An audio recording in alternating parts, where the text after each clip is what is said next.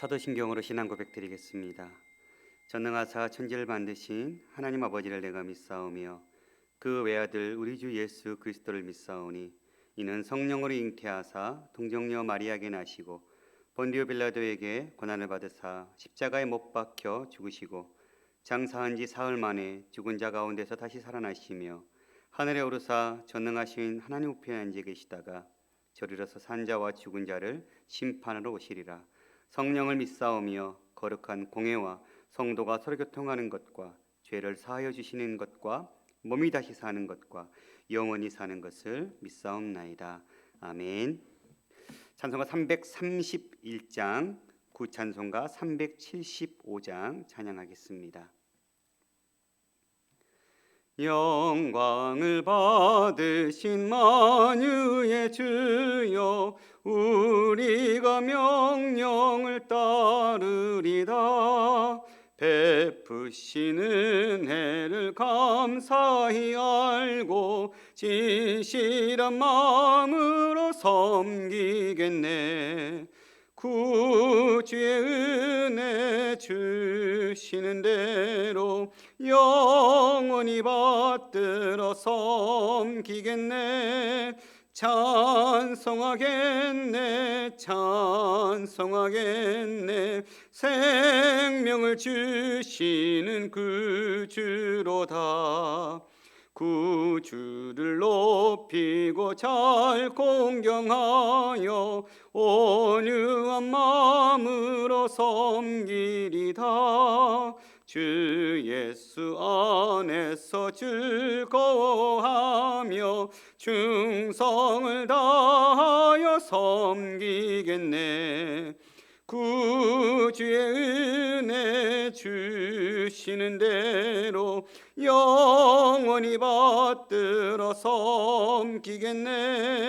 찬송하겠네, 찬송하겠네. 생명을 주시는 구주로다. 예수를 믿고서 늘 사랑하여 참 기쁜 마음으로 섬기리다. 온 마음을 드리고 늘 순종하며 구주를 영원히 섬기겠네. 구주의 은혜 주시는 대로 영원히 받들어 섬기겠네. 찬송하겠네, 찬송하겠네. 생명을 주시는 구주로다. 아멘. 오늘 말씀 에스겔 33장 1절에서 20절 말씀입니다. 저희 한 절씩 교독하겠습니다. 여호와의 말씀이 내게 임하여 이르시되, 인자야, 너는 내 민족에게 말하여 이르라. 가령 내가 칼을 한 땅에 임하게 한다 하자. 그 땅 백성이 자기들 가운데에 하나를 택하여 파수꾼을 삼은 그 사람이 그 땅에 칼이 임함을 보고 나팔을 불어 백성에게 경고하되, 그들이 나팔 소리를 듣고도 정신 차리지 아니하므로 그 임하는 칼에 제거함을 당하면 그 피가 자기의 머리로 돌아갈 것이라. 그가 경고를 받았던들 자기 생명을 보존하였을 것이나 나팔 소리를 듣고도 경고를 받지 아니하였으니 그 피가 자기에게로 돌아가리라. 그러나 칼이 임함을 파수꾼이 보고도 나팔을 불지 아니하여 백성에게 경고하지 아니하므로 그 중에 한 사람이 그 임하는 칼에 제거당하면 그는 자기 죄악으로 말미암아 제거되려니와 그 죄는 내가 파수꾼의 손에서 찾으리라.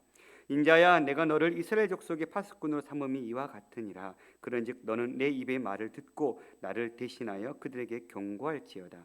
가령 내가 악인에게 이르기를, 악인아, 너는 반드시 죽으리라 하였다 하자. 내가 그 악인에게 말로 경고하여 그의 길에서 떠나게 하지 아니하면 그 악인은 자기 죄악으로 말미암아 죽으려니와 내가 그의 피를 내 손에서 찾으리라. 그러나 너는 악인에게 경고하여 돌이켜 그의 길에서 떠나라고 하되 그가 돌이켜 그의 길에서 떠나지 아니하면 그는 자기 죄악으로 말미암아 죽으려니와 너는 내 생명을 보존하리라. 그런즉 인자야 너는 이스라엘 족속에게 이르기를 너희가 말하여 이르되 우리의 허물과 죄가 이미 우리에게 있어 우리로 그 가운데에서 쇠퇴하게 하니 어찌 능히 살리려 하거니와 너는 그들에게 말하라. 주 여호와의 말씀이니라. 나의 삶을 두고 맹세하노니 나는 악인이 죽는 것을 기뻐하지 아니하고 악인이 그의 길에서 돌이켜 떠나 사는 것을 기뻐하노라. 이스라엘 족속아 돌이키고 돌이키라. 너희 악한 길에서 떠나라. 어찌 죽고자 하느냐 하셨다 하라. 인자야 너는 내 민족에게 이르기를 의인이 범죄하는 날에는 그 공의가 구원하지 못할 것이요 악인이 돌이켜 그 악에서 떠나는 날에는 그 악이 그를 엎드려뜨리지 못할 것인즉 의인이 범죄하는 날에는 그 의로 말미암아 살지 못하리라. 가령 내가 의인에게 말하기를 너는 살리라 하였다 하자 그가 그 공의를 스스로 믿고 죄악을 행하면 그 모든 의로운 행위가 하나도 기억되지 아니하리니 그가 그 지은 죄악으로 말미암아 곧 그 안에서 죽으리라. 가령 내가 악인에게 말하기를 너는 죽으리라 하였다 하자 그가 돌이켜 자기의 죄에서 떠나서 정의와 공의로 행하여 저당물을 도로주며 강탈한 물건을 돌려보내고 생명의 윤례를 지켜 행하여 죄악을 범하지 아니하면 그가 반드시 살고 죽지 아니할지라. 그가 본래 범한 모든 죄가 기억되지 아니하리니 그가 반드시 살리라. 이는 정의와 공의를 행하였음이라 하라. 그래도 내 민족은 말하기를 주의 길이 바르지 아니하다 하는도다. 그러나 실상은 그들의 길이 바르지 아니하니라.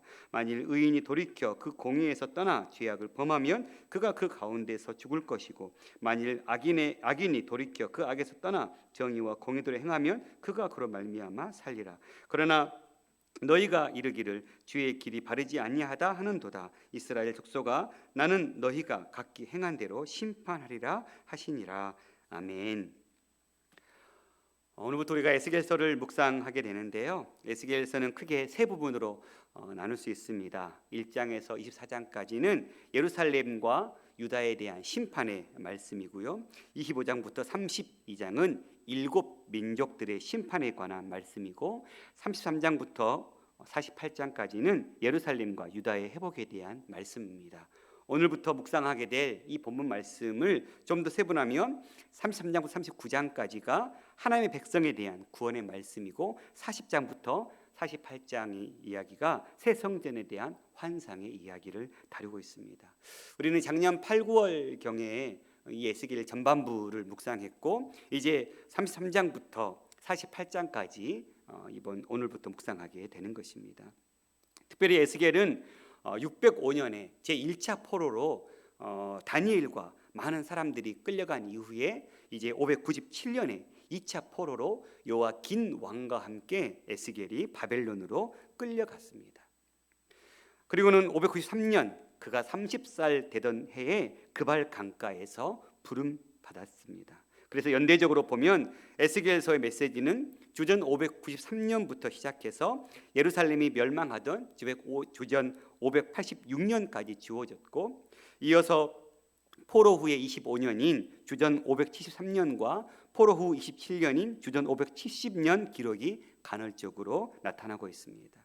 따라서 30세에 부름받은 에스겔이 53세가 될 때까지 주전 593년에서 571년까지 약 23년 동안 그가 선지자로 활동했던 것이지요. 에스겔서의 전체 내용을 우리가 대략 살펴보면 그 절망적인 상황에서 에스겔이 하나님께 소명을 받는 장면이 1장부터 3장까지의 내용이었습니다. 그리고 그 소명이 하나님의 백성에게 심판이 임하심임을 여러 상징적인 행동을 통해서 강조하여 보여주는 4장에서 7장까지 내용이었습니다.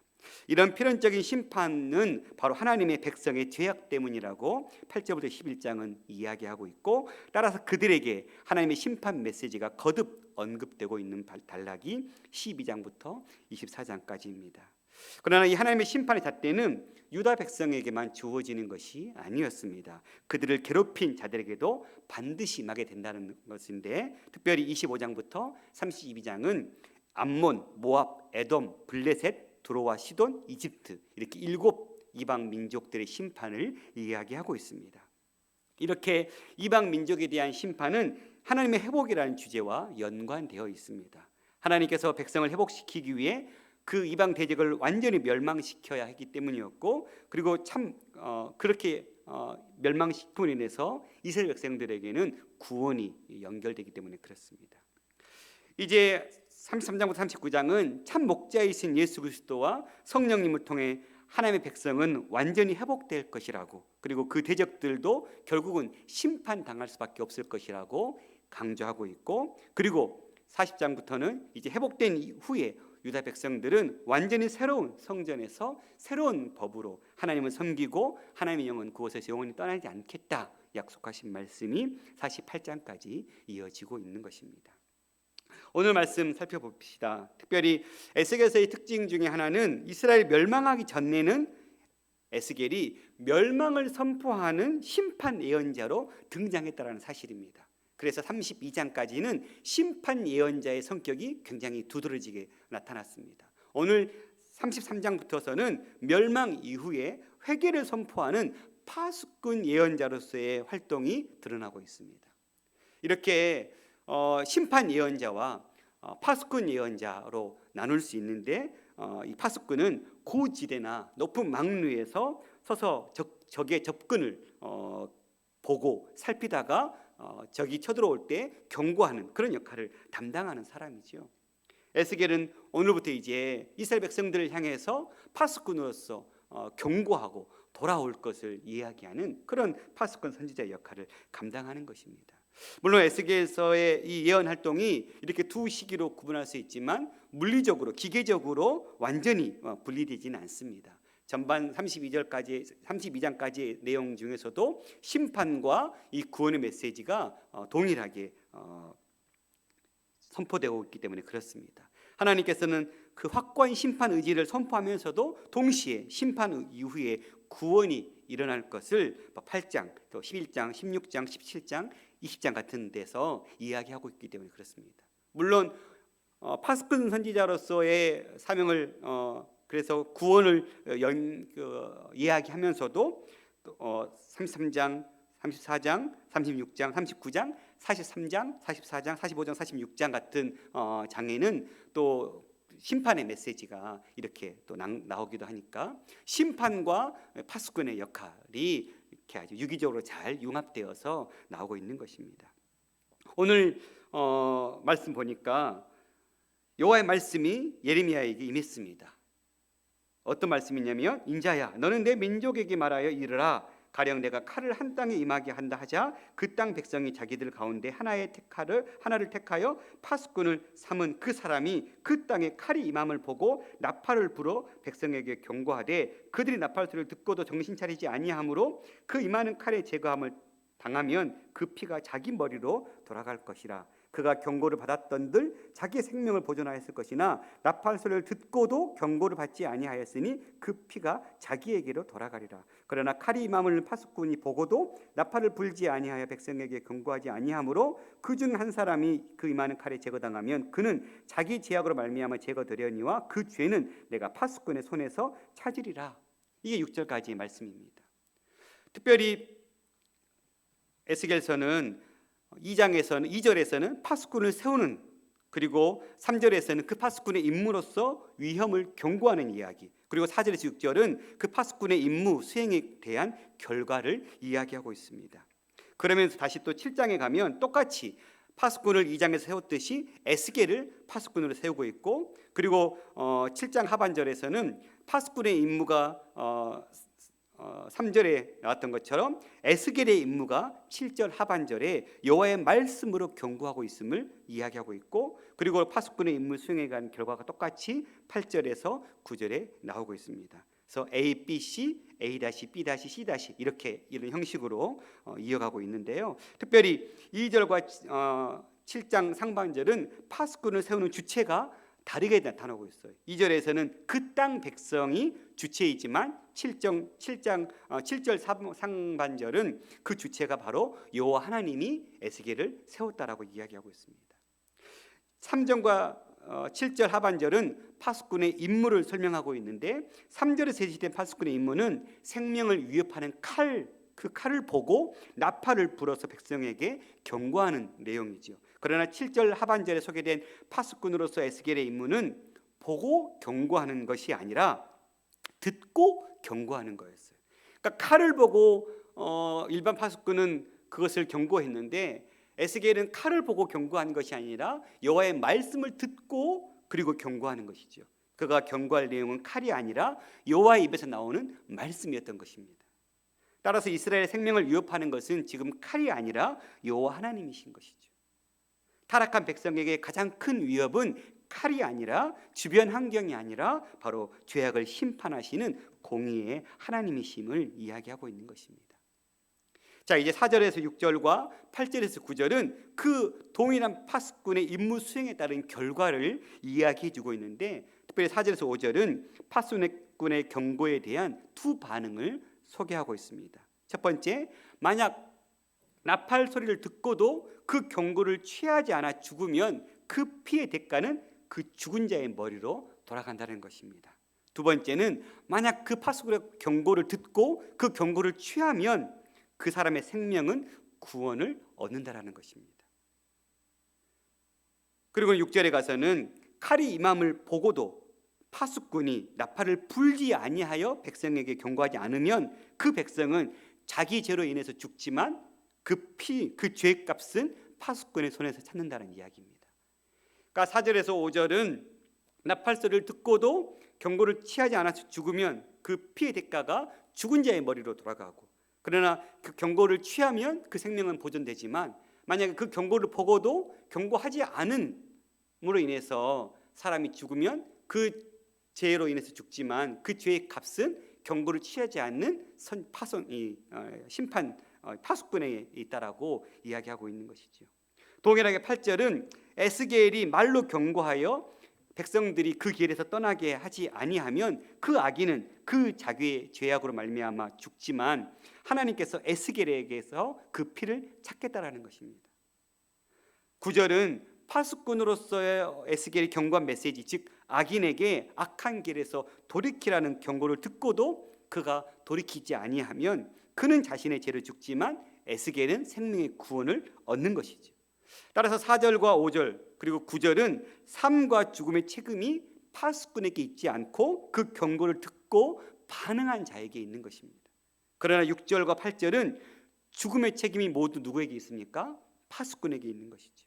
그것은 파수꾼이 그 위험을 보고도 경고하지 않아서 사람이 죽었기 때문이고, 에스겔이 여호와 하나님의 말씀을 듣고도 그 말씀을 선포하지 않았기 때문이라고 이야기하고 있는 것입니다.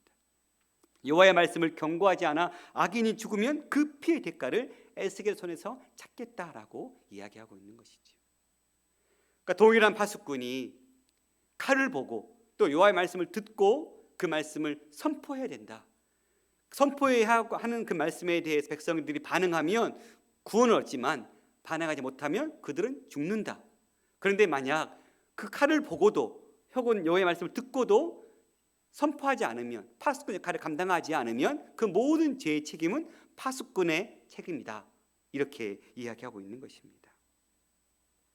그러면서 10절에서 20절은 범죄한 의인과 회개한 악인에 대한 이야기를 하고 있습니다.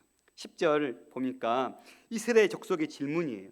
어떻게 질문하고 있습니까? 그런즉 인자야, 너는 이스라엘 족속에게 이르기를 너희가 말하여 이르되 우리의 허물과 죄가 이미 우리에게 있어 우리로 그 가운데 쇠퇴하게 하니 어찌 능히 살리요?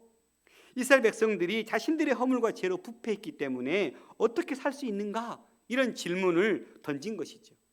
이런 질문에 대해서 11절은 여호와의 삶을 두고 맹세한 소망의 답변을 소개하고 있습니다. 인자야, 너는 그들에게 말하라. 주 여호와의 말씀이니라. 나의 삶을 두고 맹세하니 나는 악인이 죽는 것을 기뻐하지 아니하고 악인이 그 길에서 돌이켜 떠나 사는 것을 기뻐한다. 이스라엘 족속아, 돌이키고 돌이키라. 너희 악한 길에서 떠나라. 어찌 죽고자 하느냐 하셨다 하라. 자신 이스라엘 백성들이 우리의 허물과 죄 때문에 우리는 죽을 수밖에 없다라고 스스로 그렇게 이야기할 때 요한은 악인이 죽는 것을 기뻐하지 않는다. 오히려 그 악인이 회개하고 사는 것을 기뻐하신다고 주님은 말씀하고 있어요. 그러면서 돌아오라, 돌아오라, 슈브, 슈브, 여호와께로 다시 돌아서라고 요한은 정말 간절하게 그 마음을 담아서 전달하고 있죠. 특별히 마지막 문장에 왜 너희가 죽고자 하느냐 이스라엘 족속아, 이것은 그 애끓는 이스라엘 백성들이 죽지 않고 살기를 원하는 아버지 하나님의 마음이, 그 탄식의 마음이 드러나고 있는 것이죠. 그렇다면 이스라엘이 죽지 않고 사는 길은 무엇인가? 12절에서 16절은 그 방법을 두 가지 차원에서 설명해 주고 있습니다. 첫 번째, 12절은 의인이 그 행동을 변개해서 범죄하는 날에 과거의 그의 의가 구원의 근거로 작용하지 못한다라는 것입니다. 그러나 악인이 회개하면 과거의 악이 또한 그에게 멸망의 근거로 작용하지 못한다라는 것입니다. 이는 악인이라도 회개하고 그 행위를 고치면 살 수 있음을 강조하고 있습니다. 인자야, 너는 내 민족에게 이르기를 의인이 범죄하는 날에는 그 공의가 구원하지 못할 것이요 악인이 돌이켜 그 악에서 떠나는 날에는 그 악이 그를 엎드러뜨리지 못할 것인즉 의인이 범죄한 날에는 그 의로 말미암아 살지 못한다. 그러니까 의인이 과거의 의 때문에 지금 현재의 죄의 심판 때문에 죽게 될 때 그 과거의 의가 그를 살릴 수 없다라는 거예요. 또한 악인이 지금 심판 당할 때 회개하면 과거에 지은 그 죄가 현재의 그 악인을 엎드러뜨리지 못한다는 거예요. 그러니까 현재 내가 하나님 앞에 돌아서서 하나님을 바라보고 있느냐가 중요한 것이죠. 내가 과거에 어떻게 살았느냐가 하나님께서 물론 그 과거의 삶을 지켜보시겠지만 지금 현재 내가 그것을 돌이키고 회개하고 돌아서는 것이 중요한 것이지, 과거의 의를 가지고 나는 구원받을 수 있을 거야 라고 착각하고 있는 의인도 문제고, 과거의 죄악에 매여서 나는 그 죄악 때문에 죽을 수밖에 없을 거야 라고 생각하는 악인도 문제라는 거예요. 지금 오늘 돌이키면, 회개하면, 그 행위를 고치면 살 수 있음을 이야기하고 있습니다. 두 번째 13절 16절은 생명과 죽음에 이르는 좀 더 구체적인 길을 제시하는데, 본문은 의인이 죽음에 이르는 그 길 13절과 악인이 죽지 않고 생명에 이르는 길 14절과 16절을 대조시키고 있어요. 13절, 가령 내가 의인에게 말하기를 너는 살리라 하였다 하자 그가 그 공의를 스스로 믿고 죄악을 행하면, 그 자기의 의로움을 믿고 죄악을 행하면 그 모든 의로운 행위가 하나도 기억되지 아니하리니 그가 그 지은 죄악으로 말미암아 곧 그 안에서 죽으리라. 과거의 의인의 의로운 행동이 현재를 살려내지 않는다는 거예요. 항상 의로운 삶을 살아가는 것이 중요한 것이지요. 과거에 나는 의롭게 살았는데 오늘 조금 의로운 삶을 안 산다고 무슨 일이 있겠어가 아니라 항상 우리의 삶이 의로운 삶을 선택하는 삶을 살아야 된다는 것이에요. 그런데 가령 14절에서 15절은 내가 악인에게 말하기를 너는 죽으리라 하였다고 하자 그가 돌이켜 자기의 죄가 떠나서 정의와 공의를 행하여 저당물을 도로 주고 강탈한 물건을 돌려보내주고 생명의 윤리를 지켜 행하여 죄악을 범하지 아니하면 그가 반드시 살고 죽지 아니한다. 과거의 악인의 그 행동 때문에 하나님께서 심판한다 라고 선언했는데, 그 심판의 선언으로 인해서 악인이 돌이키면, 여기서 돌이키는 것은 단순한 말의 회개가 아닙니다.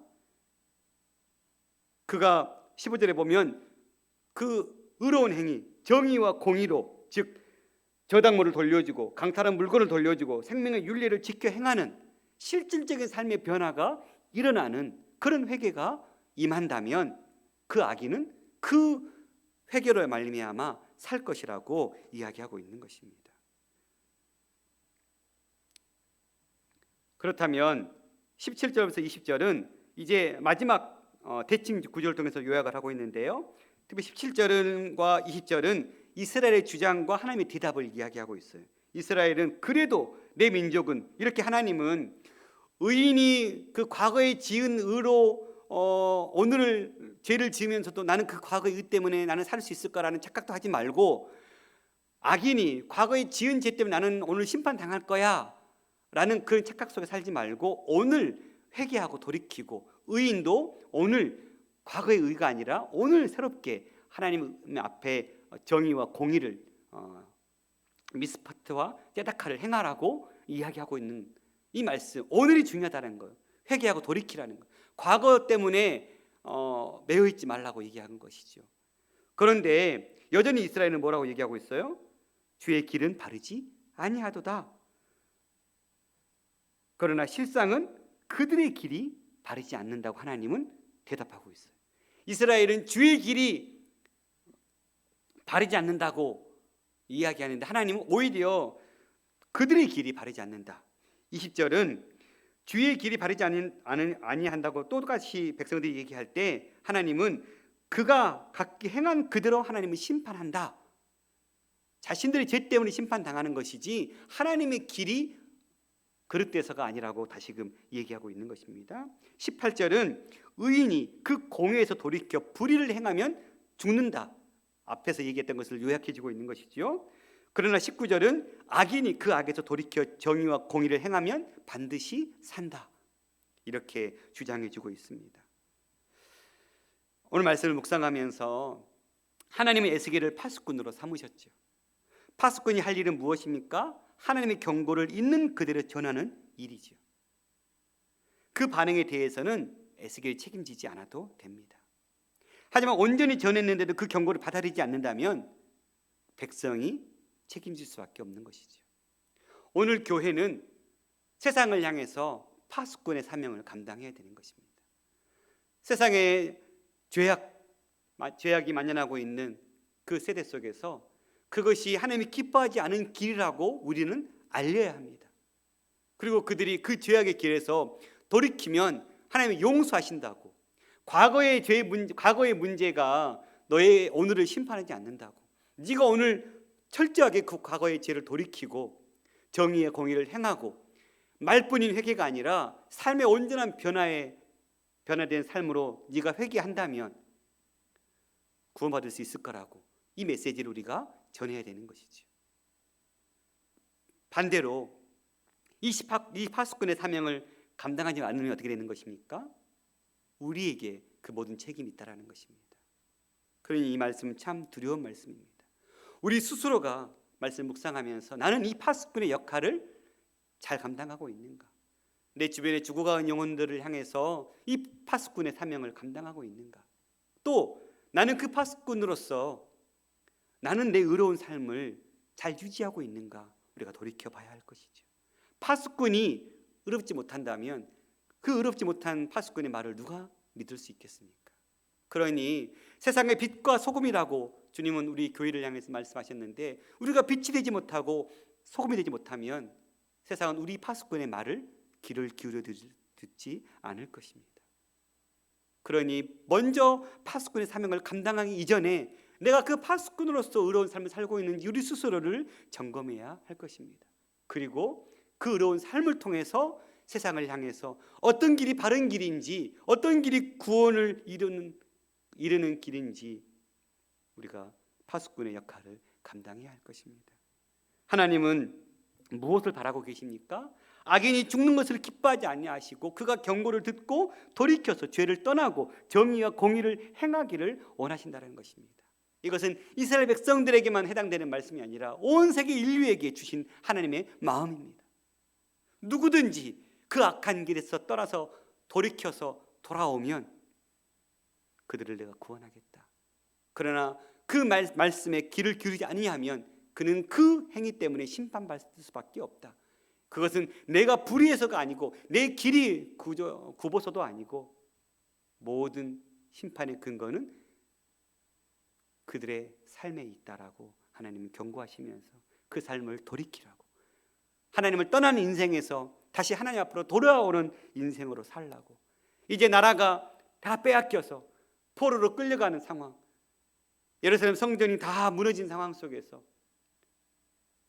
절망과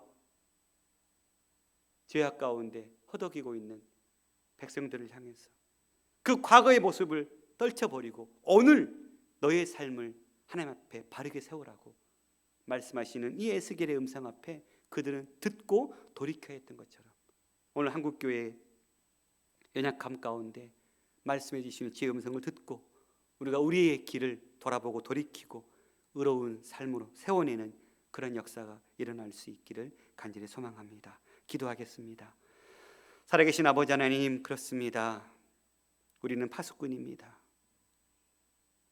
파수꾼인 우리가 먼저 우리의 삶을 돌아보고 하나님 앞에 주의 말씀으로 의로운 삶으로 세워서 말뿐이 아닌 삶으로 세상을 향해 파수꾼의 사명을 잘 감당할 수 있도록, 우리가 이 사명을 감당하지 않으면 세상은 하나님의 음성을 듣지 못하고 어떤 길이 바른 길인지 깨닫지 못해서 죽음으로 내몰릴 수밖에 없습니다. 우리가 이 파수꾼의 사명을 잘 감당할 수 있도록 도우시고 그 사명을 감당할 만한 의로운 삶을 먼저 살아낼 수 있도록 붙잡아 주십시오. 한국교회가 다시금 죄악된 모습들을 벗어 던지고 소금의 짠맛을 회복하고 빛의 빛됨을 회복함으로 말미암아, 그럼에도 불구하고 하나님만이 유일한 소망이고 교회가 유일한 소망임을 세상 사람들이 보게 하는 그 날이 오게 하여 주시옵소서. 우리 우면동교회가 그렇게 깨어있는 공동체가 될 수 있도록 오늘 또 우리가 각자 있는 자리에서 이 파수꾼의 사명을 감당할 수 있도록 먼저 우리 스스로를 돌아보고 늘 하나님의 말씀 앞에 우리를 비춰볼 수 있는 의로운 자들 될 수 있도록 도와주시옵소서. 모든 말씀 예수님 이름으로 기도드렸습니다. 아멘. 하늘에 계신 우리 아버지여, 이름이 거룩히 여김을 받으시오며 나라가 임하옵시며 뜻이 하늘에서 이루어진 것 같이 땅에서도 이루어지이다. 오늘 우리에게 용할 양식을 주옵시고 우리가 우리에게 죄 지은 자를 사준 것 같이 우리 죄를 사하여 주옵시고 우리를 시험에 하지 마옵시고 다만 악에서 구하옵소서. 나라와 권세와 영광이 아버지께 영원히 있사옵나이다. 아멘. 개인 기도하시겠습니다.